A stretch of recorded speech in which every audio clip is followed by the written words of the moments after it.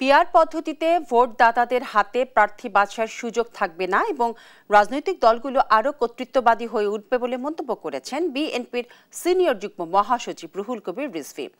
শনিবার ব্রাহ্মণবাড়িয়া শহরের লোকনাথ ট্যাঙ্কের পাড়ে জেলা বিএনপি সদস্য নবায়ন এবং প্রাথমিক সদস্য সংগ্রহ কর্মসূচির উদ্বোধনকালে তিনি এই কথা বলেন।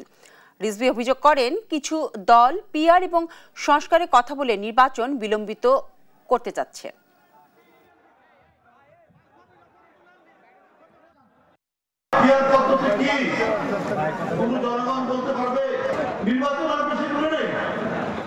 হঠাৎ করে এই কথাটি বিএনপি রাজনৈতিক দল বলছেন, যারা অনেকে ধর্ম নিয়ে রাজনীতি করেন তারাও বলছেন, আরে ভাই আপনার এলাকায় কে এমপি হবে আপনি জানবেন না?